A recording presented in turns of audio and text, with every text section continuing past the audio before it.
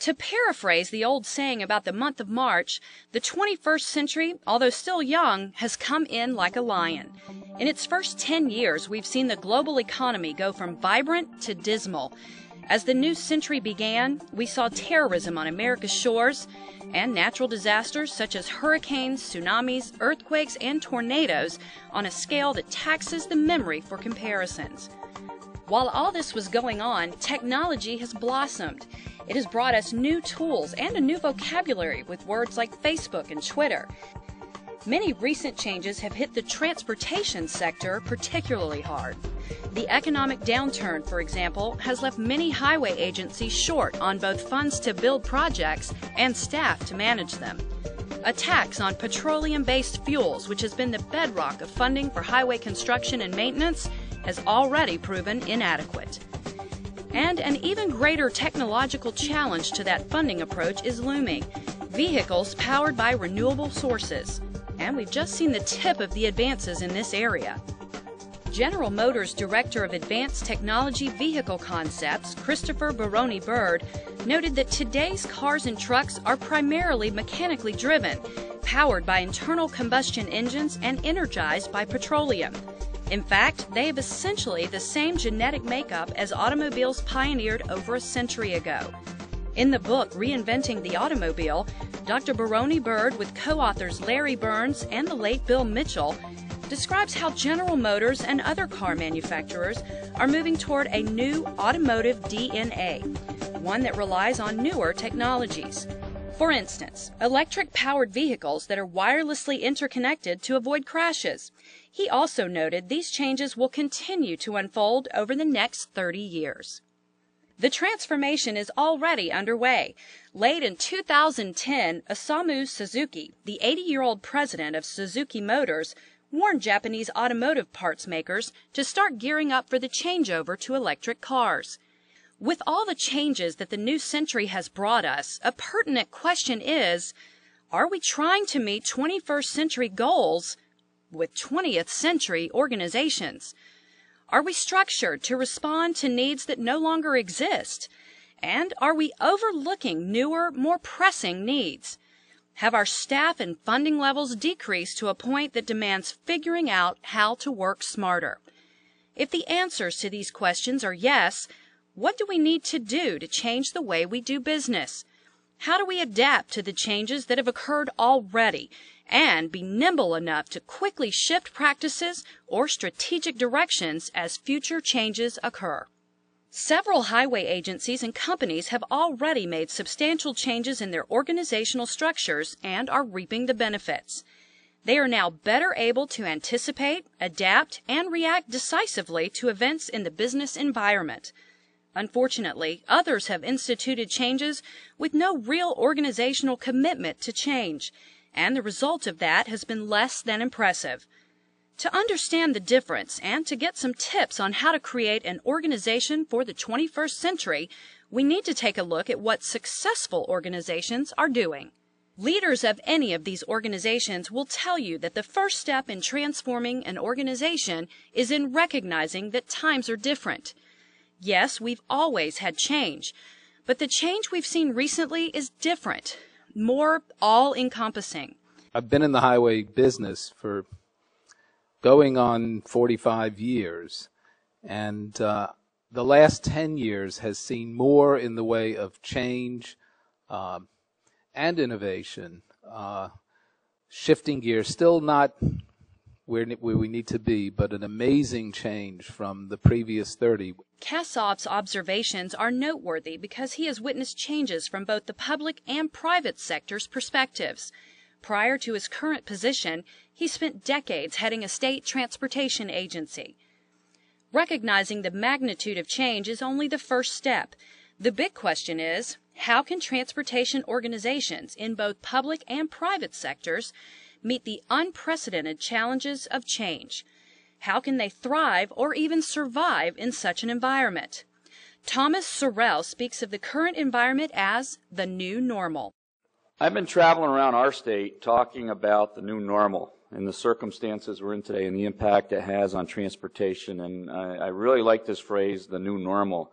And if you look at recent economic and demographic events, it's really changed the outlook as far as we can see, and I really believe that.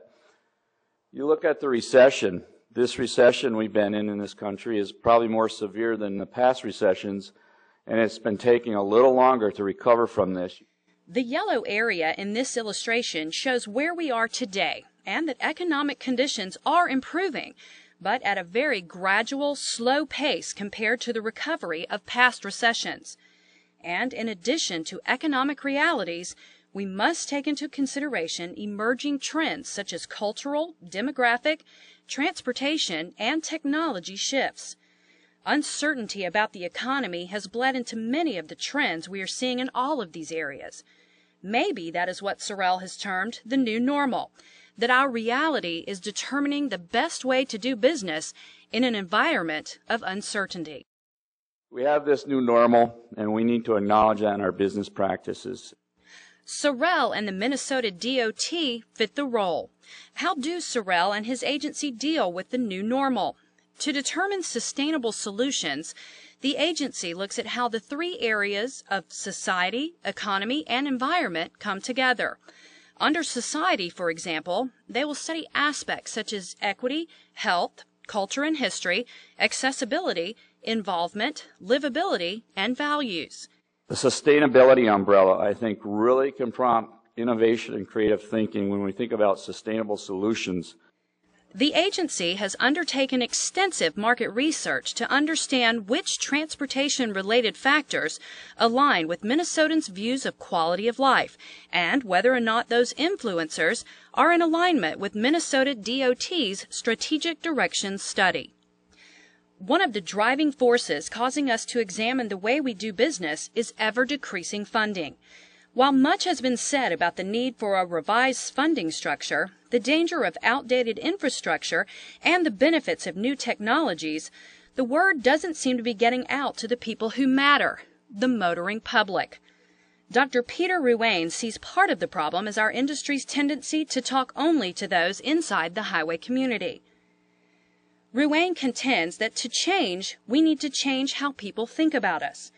If we don't tell our story and share our successes, we will be defined by a public who do not support increased investment in transportation systems around this country. Take on the responsibility of telling the story that's out there that needs to be told.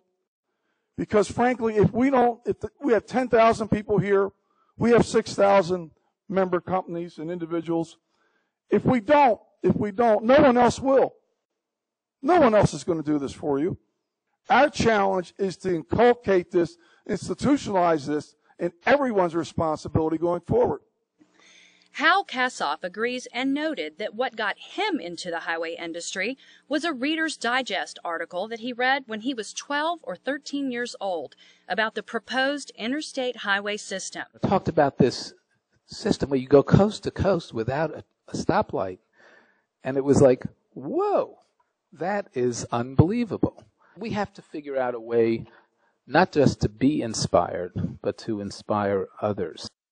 Kassoff believes the idea of innovation within organizations needs to be ingrained into employees. It's a culture issue that needs to permeate vertically from the front office to the front lines and horizontally at all peer levels of an organization. We need to learn to be able to tell our story. Pete Ron was brought into the Missouri Department of Transportation in 2005 to institute change.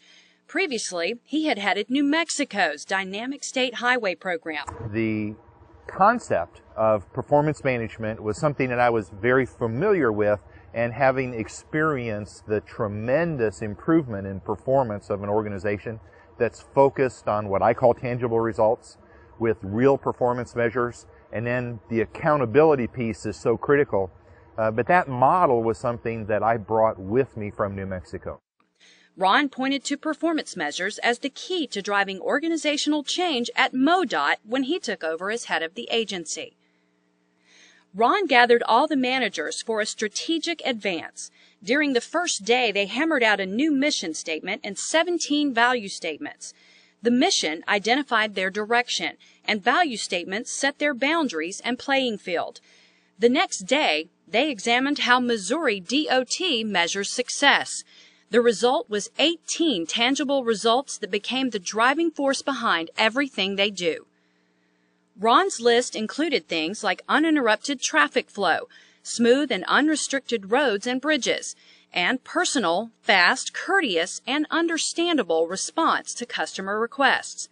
Managers were then asked to identify measures that would give them the best indication whether or not they were delivering those tangible results.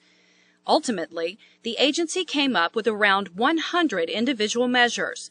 Each quarter, the agency published the results of the measures and made them available both internally and externally to decision makers, partners, and the Missouri citizenry. Experts agree that a high level of communication with employees about proposed changes and the need for change is critical, and management needs to use all the tools available to them to get their message out. Lawmakers, the governor's office, the media, have all provided extremely positive feedback regarding the accountability and transparency of MoDOT since implementing a performance management system. Internally, it's helped focus us as an organization.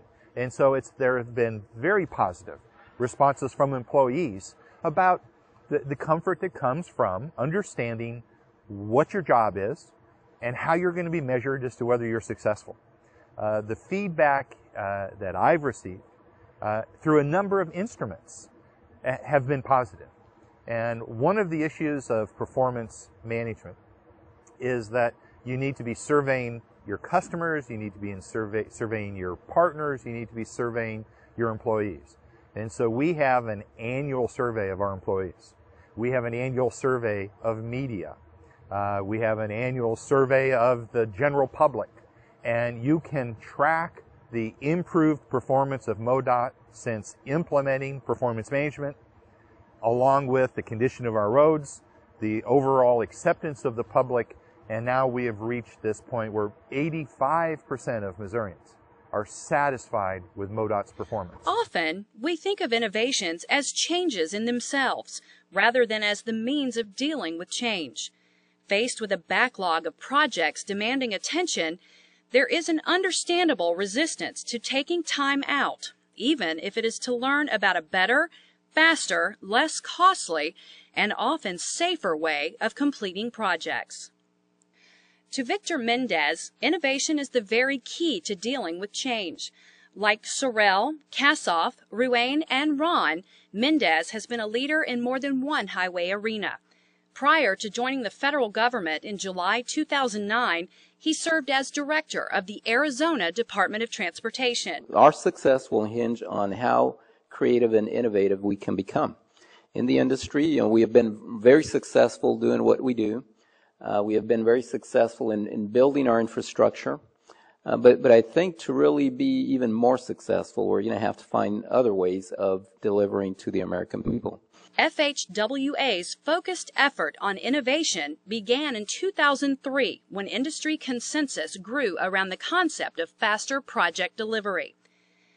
FHWA at that point created Highways for Life. Under the program, we pioneered some ways of doing business that are now standard within FHWA and the industry. At FHWA, we have been very focused on becoming a culture of innovation. We're changing how we move new ideas throughout our entire agency, and to get them out to the state and local transportation agencies, to the public and private sector. We deal with all levels of government. Within FHWA, we created teams around specific technologies, a training program that we call LEAP, not CREEP. And that was intended to help us develop deployment plans and identify how we would deploy grants for projects that put certain technologies out into the field in actual practice. It's been about 8 years, and at that time it was a really good step in the right direction. Shortly after becoming administrator of the agency, Mendez gave the employees a challenge. One of my priorities was to shorten project delivery time. General consensus out there is that major projects take about 13 years. I established a goal for all of us to figure out how can we reduce project delivery time by 50%. As you might expect, a lot of people immediately said, that can't be done. But I think my persistence and insistence on looking at how to get there, and maybe we don't get to 50%, that's still my goal, but we have to look at it. We can't just say it can't be done. As a vehicle to his goal, Mendez established Every Day Counts, an initiative with 2 business goals: to shorten project delivery and to speed up deployment of innovation and technology. So really, when you think about Every Day Counts, it really is sort of a part of the playbook from Highways for Life. It's kind of an extension of Highways for Life, looking at innovation.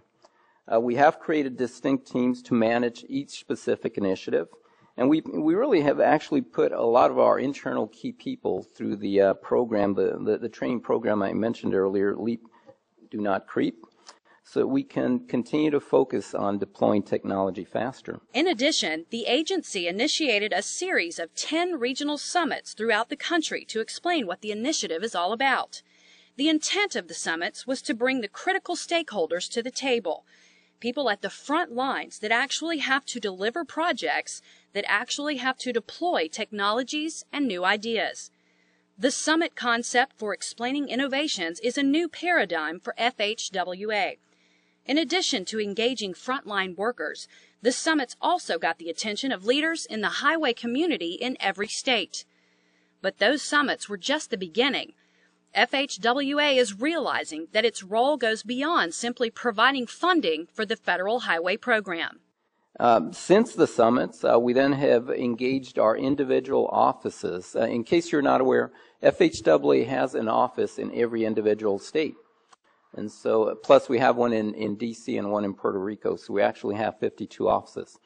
And so through that structure, what we are now doing as the next step is we're asking our individual division administrators to work individually with the states and the stakeholders that came to the summits to create a state-specific implementation plan. And again, it's important for all of us to keep in mind something that I feel very strongly about, and probably because of my background coming from a state, that it's important for us to not think that everything needs to be driven from Washington, D.C.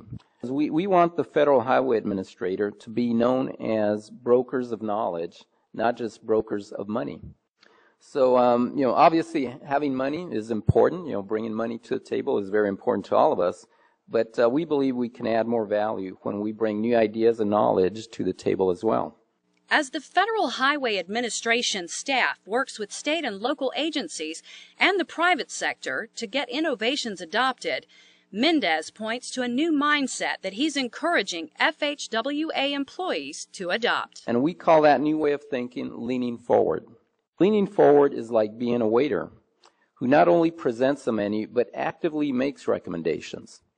It's different than when we sit back and wait for someone to ask the right question. So our leaning forward posture is to be at the table with new ideas, new suggestions.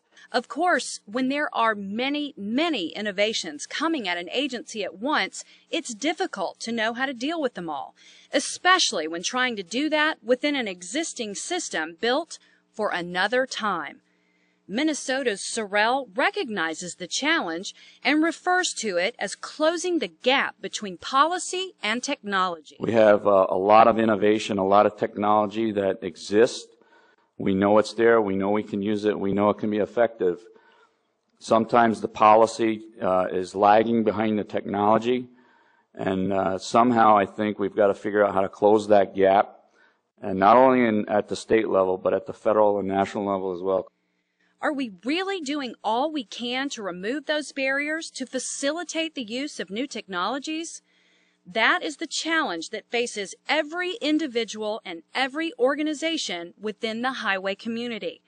It's not going to be easy, and every organization will be different. But trying new ideas and sharing them will be the only way to deal with the world as it is today. As President Barack Obama noted in his State of the Union address in January 2011, the future is ours to win, but to get there, we can't just stand still. So, in these changing times, we need to take some hints from what others are doing in effectively managing our organizations. For more information on what some of these successful organizations are doing, peruse the Highways for Life website. For more information about innovations that shorten project delivery, enhance the safety of our roadways, and protect the environment, visit the Everyday Counts website.